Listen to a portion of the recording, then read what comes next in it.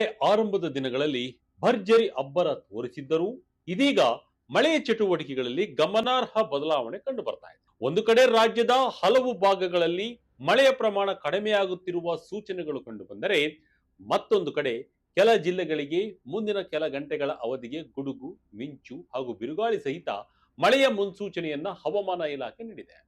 ಕರಾವಳಿ ಭಾಗದಲ್ಲಿ ಸಮುದ್ರದ ಅಬ್ಬರ ಹೆಚ್ಚಾಗಿದ್ದು ಬೀಚ್ಗಳಿಗೆ ಭೇಟಿ ನೀಡುವ ಪ್ರವಾಸಿಗರಿಗೆ ಎಚ್ಚರಿಕೆ ನೀಡಲಾಗಿದೆ. ಹಾಗಾದ್ರೆ ರಾಜ್ಯದ ಹವಾಮಾನ ಪರಿಸ್ಥಿತಿ ಹೇಗಿದೆ, ಯಾವ ಜಿಲ್ಲೆಗಳಲ್ಲಿ ಮಳೆಯಾಗಲಿದೆ, ಎಲ್ಲಿ ಅಲರ್ಟ್ ಅನ್ನು ಘೋಷಿಸಲಾಗಿದೆ, ಬನ್ನಿ ಇವತ್ತಿನ ವಿಡಿಯೋದಲ್ಲಿ ಹವಾಮಾನದ ಕುರಿತ ಒಂದು ವರದಿಯನ್ನ ನೋಡೋಣ. ಕರ್ನಾಟಕದಲ್ಲಿ ಮುಂಗಾರು ಅಬ್ಬರ ಶುರು. ಯಾವ್ಯಾವ ಜಿಲ್ಲೆಗಳಲ್ಲಿ ಮಳೆಯ ತೀವ್ರತೆ ಹೆಚ್ಚು? ಕರ್ನಾಟಕದಲ್ಲಿ ಮುಂಗಾರು ಆರಂಭವಾದಾಗ ರಾಜ್ಯದ ಬಹುತೇಕ ಜಿಲ್ಲೆಗಳಲ್ಲಿ ಉತ್ತಮ ಮಳೆಯಾಗಿತ್ತು. ಕೃಷಿ ಚಟುವಟಿಕೆಗಳಿಗೆ ಇದು ಸಹಕಾರಿಯಾಗಿತ್ತು. ಆದರೆ ಇದೀಗ ಮುಂಗಾರು ತನ್ನ ವೇಗವನ್ನು ಸ್ವಲ್ಪ ಮಟ್ಟಿಗೆ ಕಳೆದುಕೊಂಡಂತೆ ಕಾಣ್ತಾ ಇದೆ.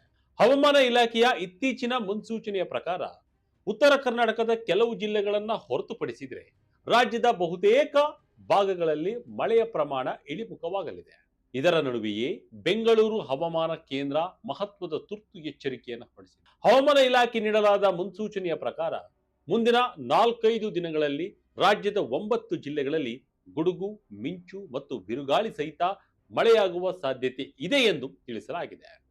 ಈ ಜಿಲ್ಲೆಗಳ ಪೈಕಿ ಬೆಂಗಳೂರು ನಗರ, ಬೆಂಗಳೂರು ಗ್ರಾಮಾಂತರ, ಕೋಲಾರ, ಚಿಕ್ಕಬಳ್ಳಾಪುರ, ತುಮಕೂರು, ರಾಮನಗರ, ಚಾಮರಾಜನಗರ, ಹಾಸನ ಹಾಗೂ ದಕ್ಷಿಣ ಕನ್ನಡ ಜಿಲ್ಲೆಗಳು ಕೂಡ ಸೇರಿವೆ.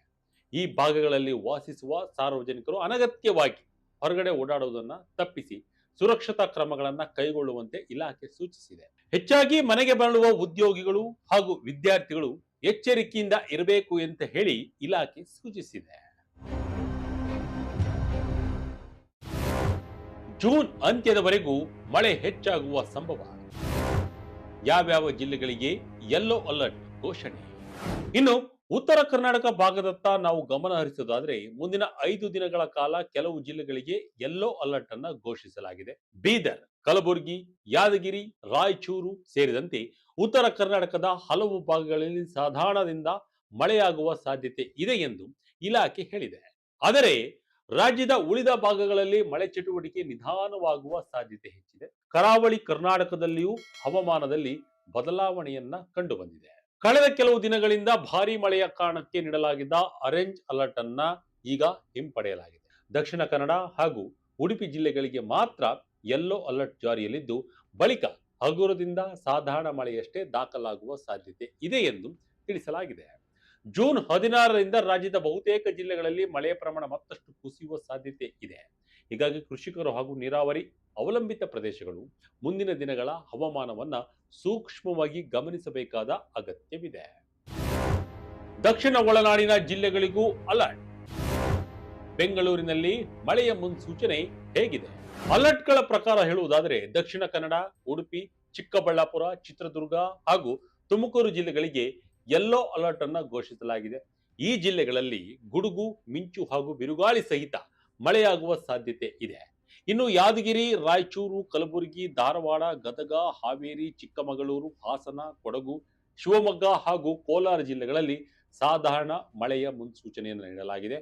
ಈ ಭಾಗಗಳಲ್ಲಿ ದಿನದ ಕೆಲವು ಸಮಯಗಳಲ್ಲಿ ಮಳೆಯಾಗುವ ಸಾಧ್ಯತೆ ಇದ್ದು ಕೃಷಿ ಚಟುವಟಿಕೆಗಳಿಗೆ ಇದು ನೆರವಾಗಬಹುದು. ರಾಜಧಾನಿ ಬೆಂಗಳೂರಿನ ಹವಾಮಾನವನ್ನ ನಾವು ಒಮ್ಮೆ ಗಮನಿಸೋದಾದ್ರೆ ನಗರದಲ್ಲಿ ಮೋಡ ಕವಿದ ವಾತಾವರಣ ಮುಂದುವರಿಯುತ್ತೆ.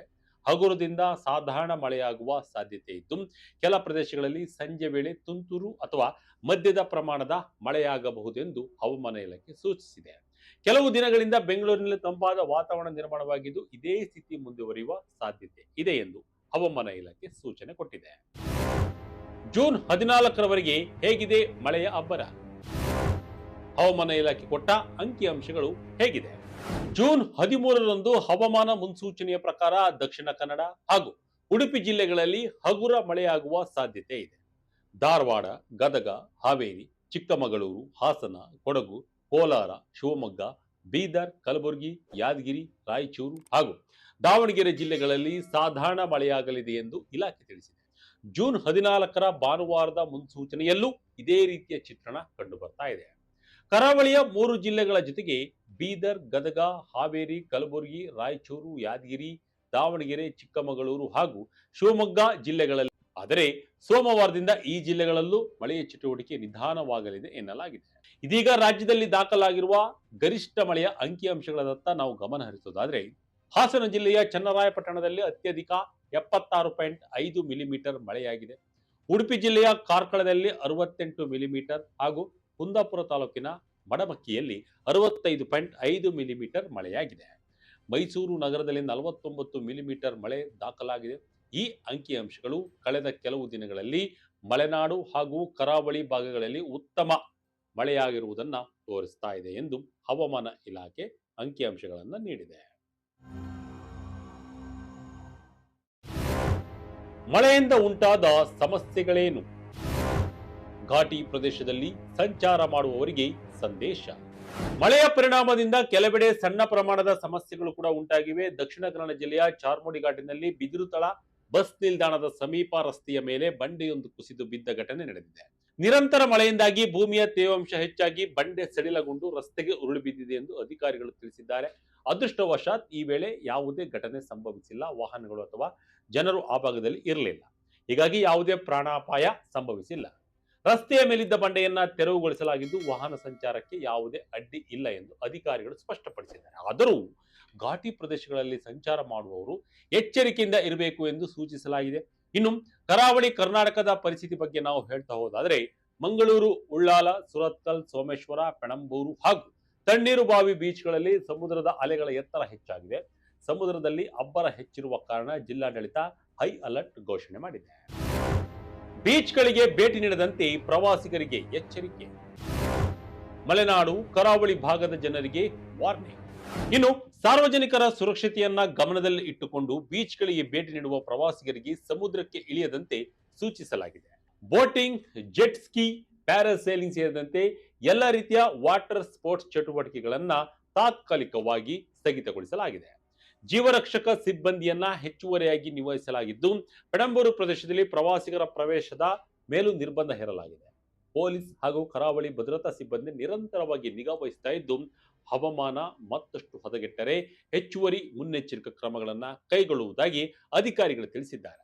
ಇನ್ನೊಂದೆಡೆ ಚಿಕ್ಕಮಗಳೂರು ಜಿಲ್ಲೆಯ ಮಲೆನಾಡು ಭಾಗದಲ್ಲಿ ಮಳೆ ಇಳಿಮುಖವಾಗಿರುವ ಲಕ್ಷಣಗಳು ಗೋಚರಿಸುತ್ತಿವೆ.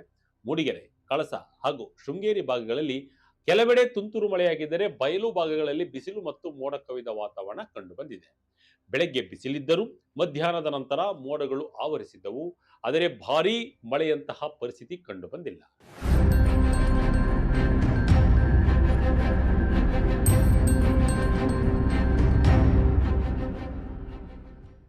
ಒಟ್ಟಾರೆಯಾಗಿ ನೋಡಿದ್ರೆ ಕರ್ನಾಟಕದಲ್ಲಿ ಮುಂಗಾರು ಮಳೆ ತಾತ್ಕಾಲಿಕವಾಗಿ ವಿರಾಮದ ಹಂತಕ್ಕೆ ಕಾಲಿಟ್ಟಿರುವಂತೆ ಕಾಣ್ತಾ ಇದೆ. ಉತ್ತರ ಕರ್ನಾಟಕದ ಕೆಲವು ಜಿಲ್ಲೆಗಳು ಹಾಗೂ ಕರಾವಳಿಯ ಕೆಲವು ಭಾಗಗಳನ್ನ ಹೊರತುಪಡಿಸಿದ್ರೆ ರಾಜ್ಯದ ಬಹುತೇಕ ಪ್ರದೇಶಗಳಲ್ಲಿ ಮಳೆ ಪ್ರಮಾಣ ಕಡಿಮೆಯಾಗುವ ನಿರೀಕ್ಷೆ ಇದೆ.